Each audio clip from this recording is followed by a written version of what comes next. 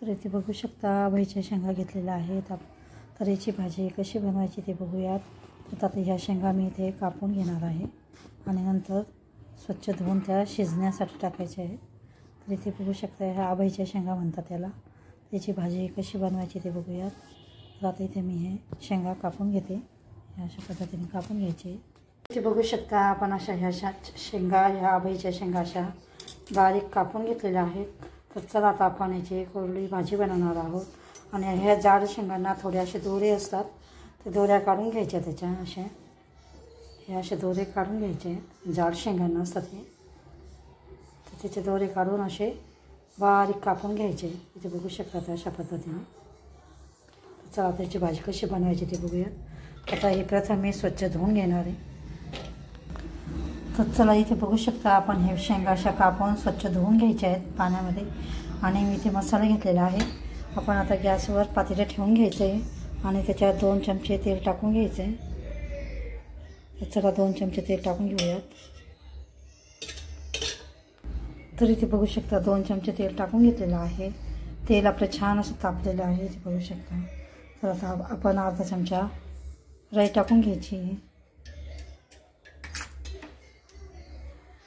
शेंगा एकदम आयुर्वेदिक अशा शेंगा आहेत ह्या. एकदा दोनदा तरी ही भाजी करून खायलाच पाहिजे. तर चला आता ही कशी बनवायची ते बघूयात. मी इथे अर्धा चमचा मोहरी टाकून घेतलेली आहे. 1 चमचा जिरं,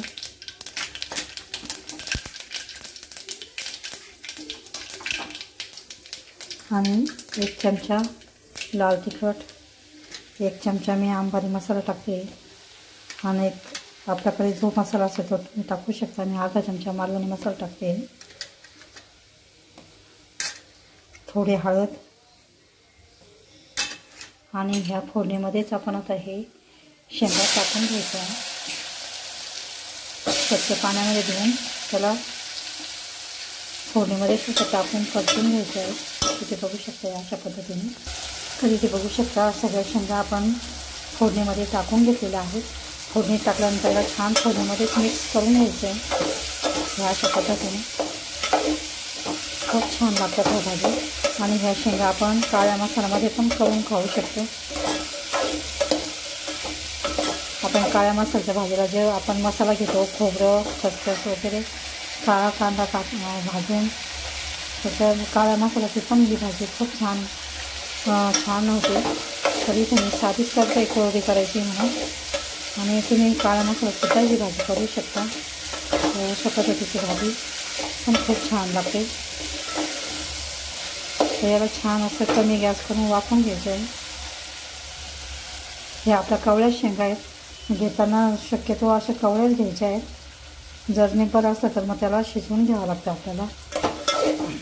जर माझी व्हिडिओ रेसिपी आवडत असेल तर लाईक करा, शेअर करा, चॅनलला सबस्क्राईब करा. तर चला आता याच्यामध्ये आपण मीठ नंतर टाकूयात. तर आता इथे मी झाकण ठेवून याला वाफवून घ्यायचं आहे, शिजवून घ्यायचं आहे शेंगा. तर चला याच्यामध्ये आपण अर्धा ग्लास थोडंसं पाणी टाकून घेऊयात शिजण्यासाठी. आपल्या ह्या मसाल्यामध्ये असे छान शेंगा परतून झालेल्या आहेत. इथे बघू शकता. तर याच्यामध्ये आता आपण थोडंसं पाणी टाकून घ्यायचं आहे, अर्धा ग्लासपेक्षा कमी. तर इथे बघू शकता थोडंसं पाणी टाकून घ्यायचं आहे, अर्धा ग्लास. पाणी टाकून झालं की आपण याच्यावर झाकण ठेवून याला छान असं शिजवून घ्यायचं आहे. इथे मी अर्धा ग्लास पाणी टाकून घेतलेलं आहे आणि याला ह्या पाण्यामध्येच आता आपण शिजवून घेणार आहोत. झाकण ठेवून द्यायचे आणि शिजू द्यायचे आहे. 10-15 मिनटामध्ये आपल्या शेंगा अशा छान शिजून जातात. तर चला इथे आपण आवश्यकतेनुसार मीठ टाकून घ्यायचं आहे. मी ते साधारण अर्धा चमचा असेल हे मीठ. अंदाजानुसार मीठ टाकून घ्यायचं आहे. मी अर्धा चमचा टाकते. मीठ टाकल्यानंतर याला छान असं मिक्स करून घ्यायचं आहे. तुम्ही याला अशी थोडी रशाची पण ठेवू शकता किंवा तुम्ही याला कोरडी पण करू शकता. तर आता याला चला आपण याला छान असं शिजवून घ्यायचं आहे. तर इथे बघू शकता छान अशी आपली आभाईच्या शेंगाची भाजी झालेली आहे. एकदम अशी छान लागते ही भाजी. ही भाजी तुम्ही भाकरीसोबत, पोळीसोबत, वरण भातासोबत, खिचडीसोबत पण खाऊ शकता. तर अशा पद्धतीची आभाईच्या शेंगाची भाजी तुम्ही नक्की करून बघा. व्हिडिओ आवडल्यास लाईक करा, शेअर करा, चॅनलला सबस्क्राईब करा. व्हिडिओ बघितल्याबद्दल धन्यवाद.